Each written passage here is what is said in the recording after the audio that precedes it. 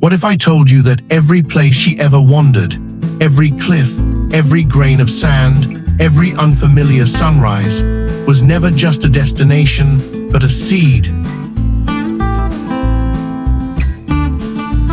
And what if those seeds were always meant to grow into one single place, her own oasis? It has taken her a lifetime of wandering to understand that when she travels, she is never lost, only becoming. Her life has been a road trip, not the kind mapped out with certainty, but one guided by instinct, curiosity, and an almost stubborn longing for something she could never quite name. Not an ending, not a destination, but a feeling. A place where everything she had seen, touched, and felt would finally make sense. As a child, she was already reaching beyond the edges of the ordinary, an observer, a dreamer with restless eyes, always searching for something just out of reach. She didn't know it then, but she was collecting fragments of landscapes, cultures, and ways of living that would later shape her. She grew up believing life was about building something impressive, but somewhere along the way, that belief softened. It shifted, became quieter, more honest. She began to understand that life is not about constructing something to be seen, but cultivating something to be felt. Nature became her compass. In Africa, she learned what it means to be small in the presence of something vast and alive. Its rhythm, the raw honesty of life unfolding without apology, it stripped everything back to its essence. In Indonesia, she discovered devotion, not in grand gestures, but in the quiet rituals of daily life. The way hands move with intention, the way food is grown, prepared, and shared, a harmony between humans and earth that feels most sacred. Italy taught her abundance, not in wealth, but in richness of life. Gardens overflowing, meals that stretch for hours, laughter that fills entire streets. A culture where living well is an art form, and beauty is found in the simplest details. And then there was the United Kingdom, where much of her journey unfolded. Living in London, vibrant and ever-moving, but it was Cornwall that held her. Cornwall, where land meets the sea in a dramatic silence, where cliffs stand like ancient guardians, weathered but unbroken, where the wind carries stories, and time seems to slow just enough for her to listen. There she found something she hadn't realized she was searching for: stillness. Not emptiness, but fullness without noise. The rolling landscapes, the grazing cattle, the pride of the people rooted deeply in their environment.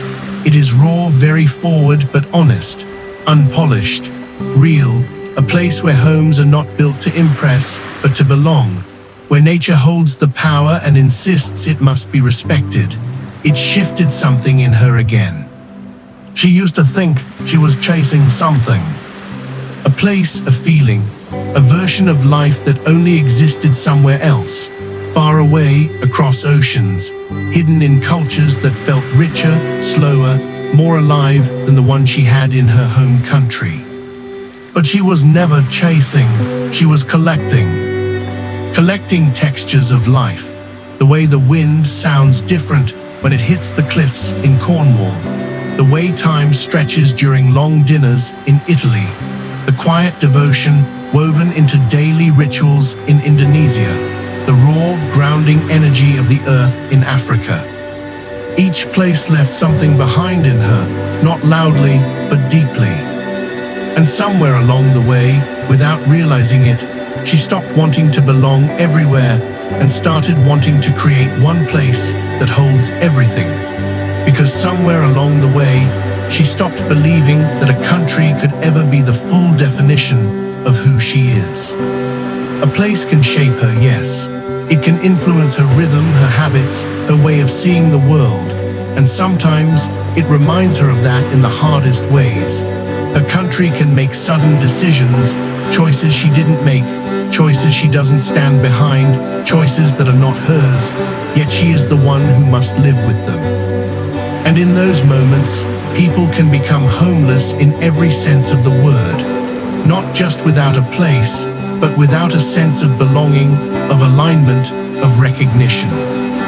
That's when she understood it fully.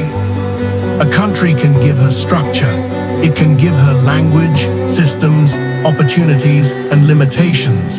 It can shape the stage on which life unfolds.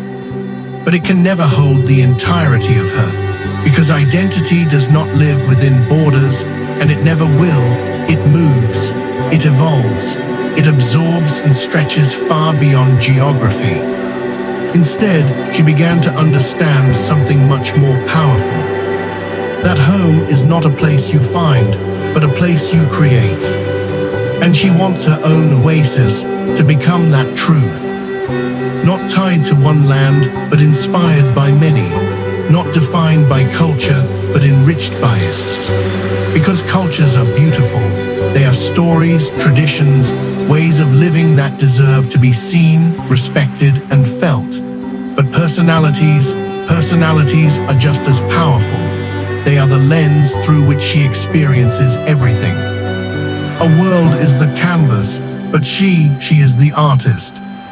The world around her may shape the scenery, the architecture, the language, the atmosphere, but the space she creates within that world is the only place she will truly arrive.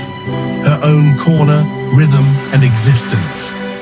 In the way she designs a room, a garden, a moment, no matter how big or small, it is the only place that is entirely hers.